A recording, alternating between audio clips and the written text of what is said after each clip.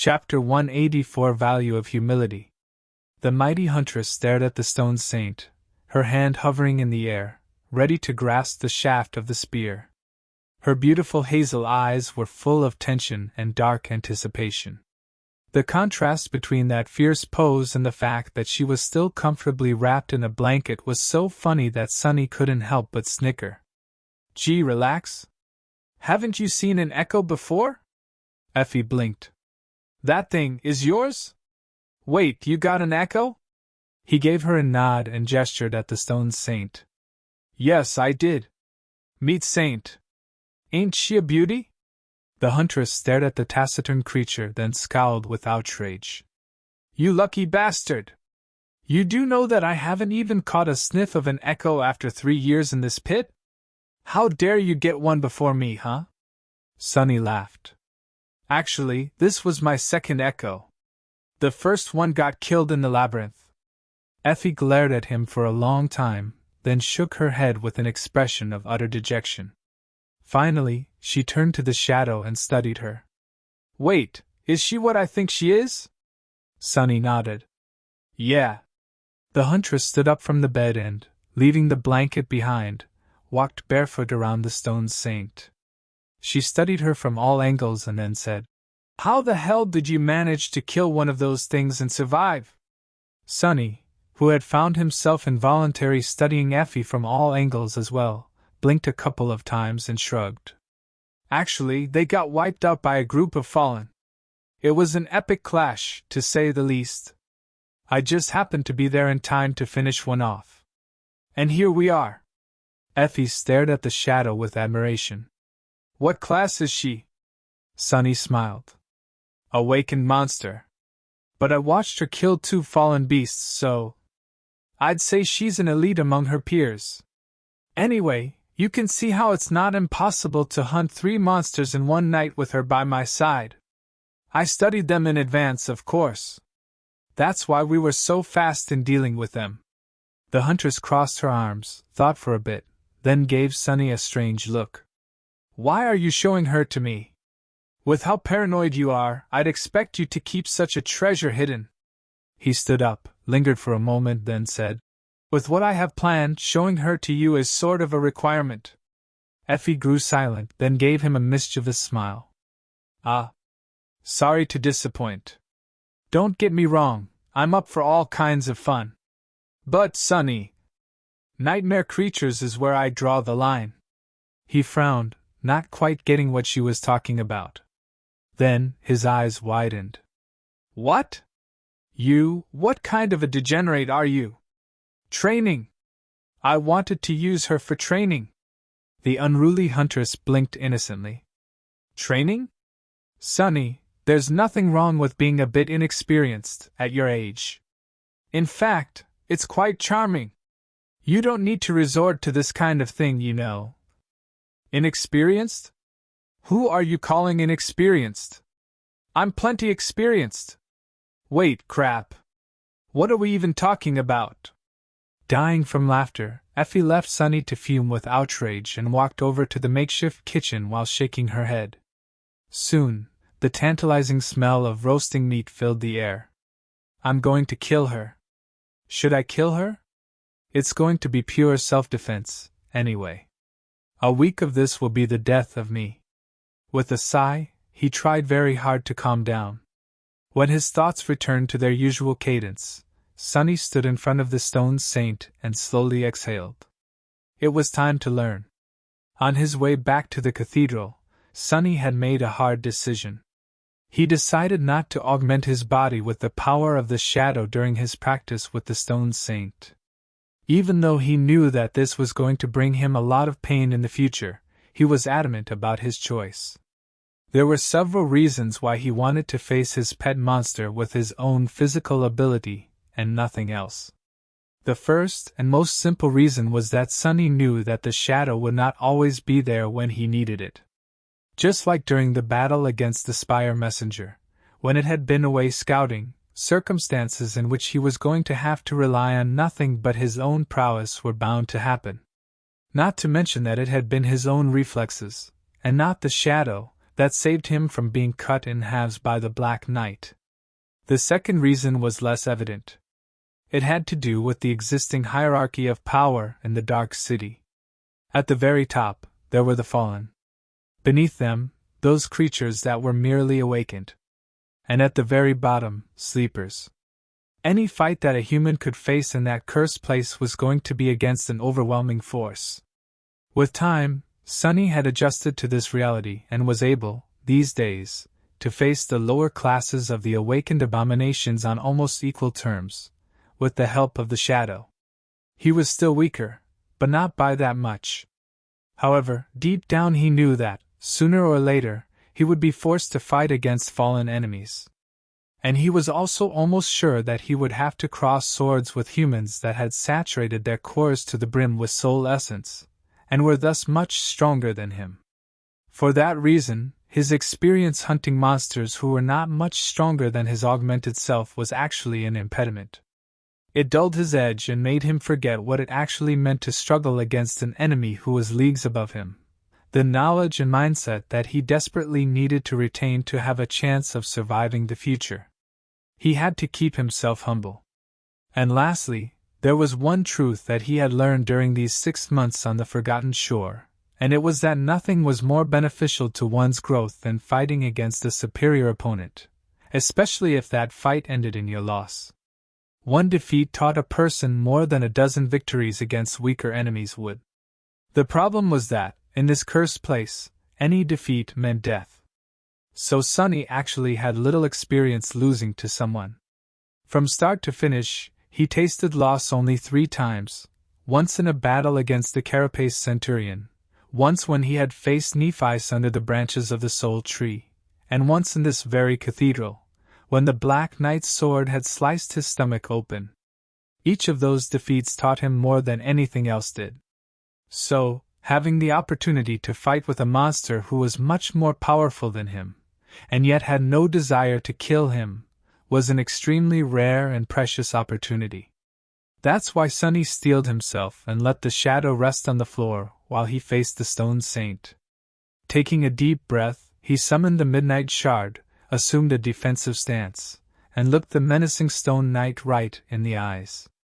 "Attack me!" Not wasting even a second, she did just as she was told. Oh crap! Chapter 185 Battle Master. The shadow attacked with the vicious strength of a true monster. Knowing perfectly well that his strength was not enough to block her sword, Sunny desperately moved the Midnight Shard to deflect the strike to the side.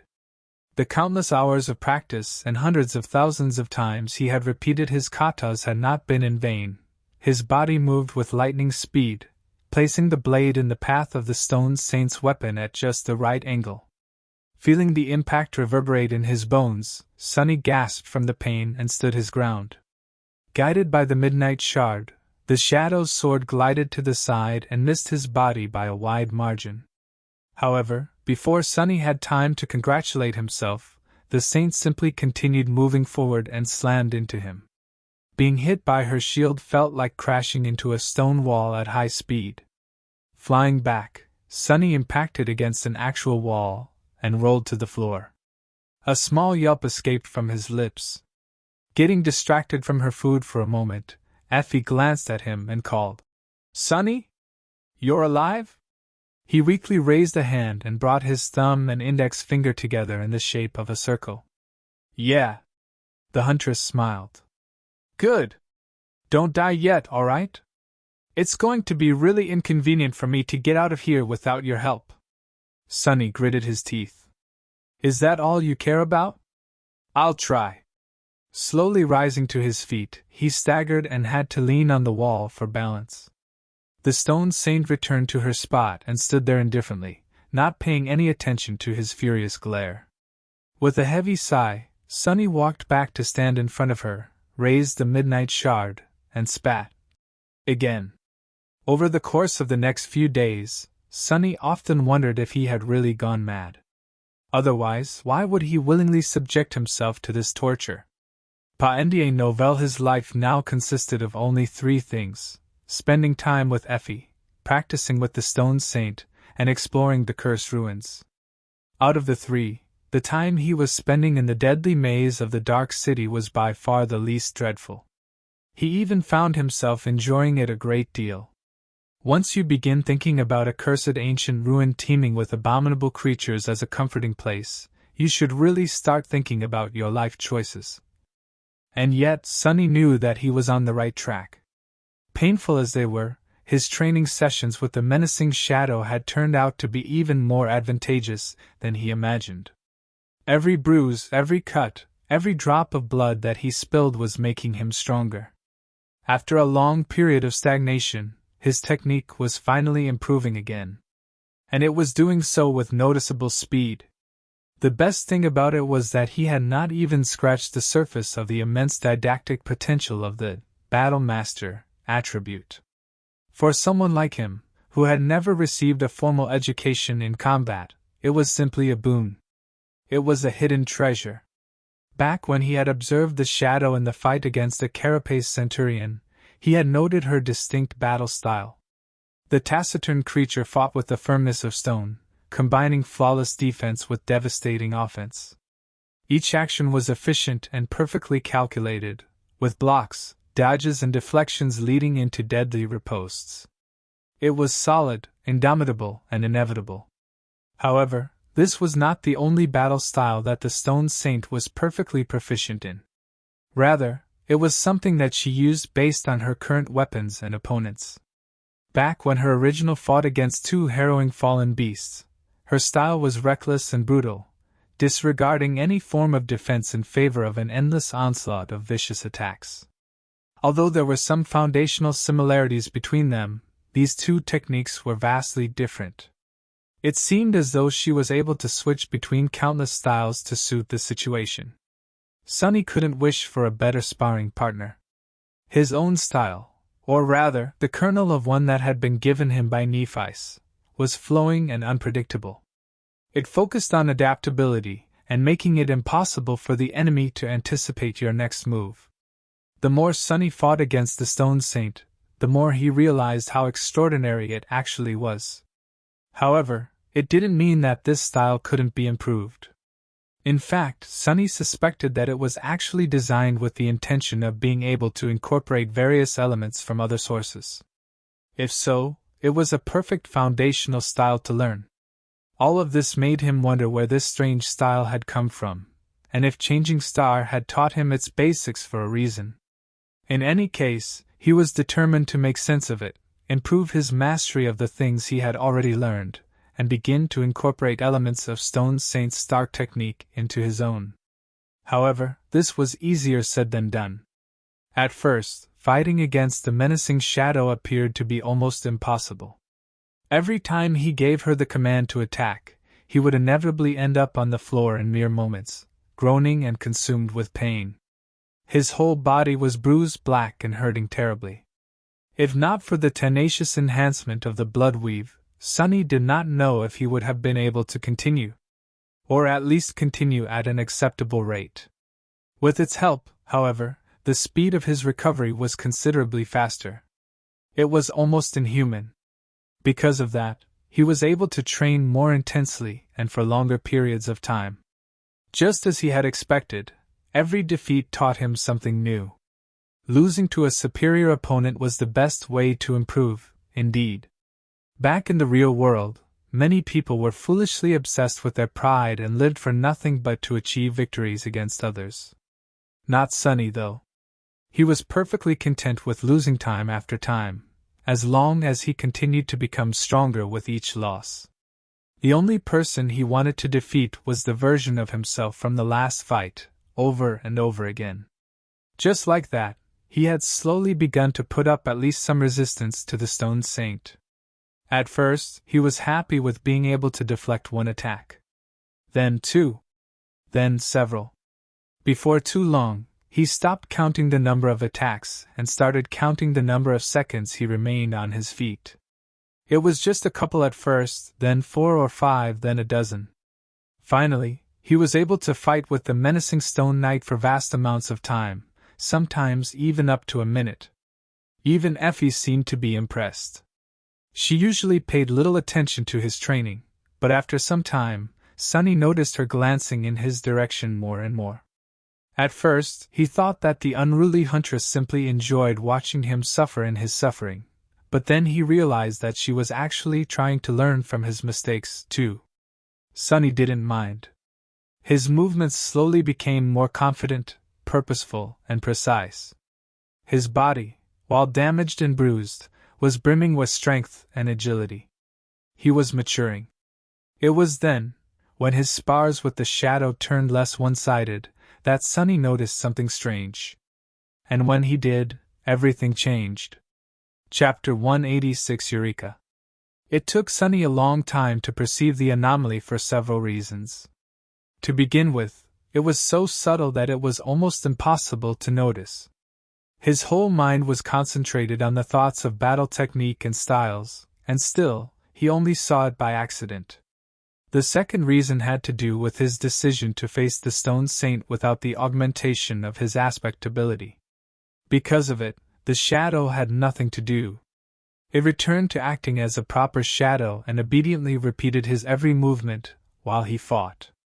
The last reason was Effie, or, more specifically, the fact that she had brought a source of light into the hidden lair, making the shadow actually visible. Because of this unlikely combination of events, Sunny was able to see it. He was in the middle of a fierce battle against the Stone Saint, sweat and blood trickling down his battered body. The clamor of swords clashing against each other permeated the chamber, drowning the raspy sound of his laborious breathing. Deflecting another blow, Sunny swiftly crouched and let the edge of the creature's shield whistle through the air above his head. His rather clumsy attempt to imitate one of the Stone Saint's explosive riposts was easily blocked, and the two of them continued the duel. This time, it lasted for an especially long time. Sunny was pretty sure that he had already withstood the oppressive assault of the monster for 1.5 minutes. If true, this was his personal best. After countless spars like this, he would sometimes enter a special state of flow. In it, his mind was calm and clear, operating at a tremendous speed. When Sunny entered this state, his attention became simultaneously sharp like a blade and strangely unfocused. Normally, he would have to concentrate on specific details, like watching the enemy's footwork to predict where the next blow would come from. Sunny was even able to split his mind in two, with one part of it absorbing the information that came through his eyes, while the other was preoccupied with what the shadow saw. In this way, he could either concentrate on two enemies at the same time, or have a full view of his surroundings, so that no one could sneak up on him from behind. However, with his attention not focused on anything, he was somehow capable of perceiving everything. Every detail, be it the enemy's footwork, the direction of their gaze, or the slight change in the environment, simply became a part of the all-encompassing tapestry that he perceived as a whole. Needless to say, this ability to see everything simultaneously and think with sufficient speed to act on it dramatically boosted his combat performance. It was consonant with and felt like a natural continuation of the strange sense of clarity that he had achieved after almost dying in the battle against his first carapace centurion. Right then, Sunny entered this state of flow once again. After a few more exchanges, he suddenly noticed that there was something strange about his shadow. Instinctively, he paid it more attention while continuing to fight. It was then that he realized that his shadow's movements, while almost exactly like his, were actually not the same. There was a very slight, almost imperceptible difference. Pas une nouvelle, but he could feel something vast and profound hiding in this tiny divergence. Stunned, he slowed down and stared at the shadow. What did I just see? Sunny was so stunned, in fact, that for a moment, he completely forgot where he was. In the next second, the rim of the Stone Saint's shield hit him in the chest, sending him flying at the wall once again. Sunny crashed into the cold stones, fell to the floor, and weakly groaned. Ouch! That one hurt. However, he immediately forgot about the pain. Sitting up, Sunny stared at his shadow with wide eyes. This is... What did he see? The shadow's movements, while exactly like his own, were also different. It was. As though a light ignited in his head, or rather, became drowned in shadows.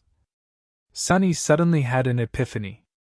This revelation was so astonishing that he almost cried out loud. The divergence between him and his shadow was not random, nor was it chaotic. It was consistent and harmonious, hinting at a deeper meaning. And that meaning was that his shadow had a battle style of its own. Sunny only saw a glimpse of it through the slight discrepancy in their movements. If someone didn't know the shadow as well as he did, they would never notice anything. Even he only saw it by accident. What he saw wasn't enough to discern anything about that battle style except for the fact that it existed. He was also able to sense its essence. It was flowing and insidious, shapeless and ever-changing, like the shadow itself. This description was so close to its nature that Sunny felt it was safe to assume that the movements of the battle style were not something the shadow performed on purpose, but rather a manifestation of its innate quality. Did his shadow have a battle art fused into its very being? It is an invaluable helper, he whispered. If this was true, then Sunny had just found the answer to the question that had been tormenting him for the last few days.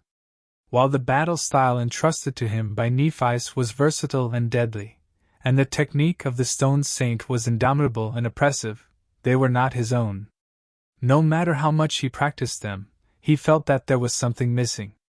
Individuality. Only by creating a style of his own would Sunny be able to become equal to the best fighters out there. Until then, he would always be just an imitator. Of course, creating a true battle style was not something that a novice like him was capable of doing.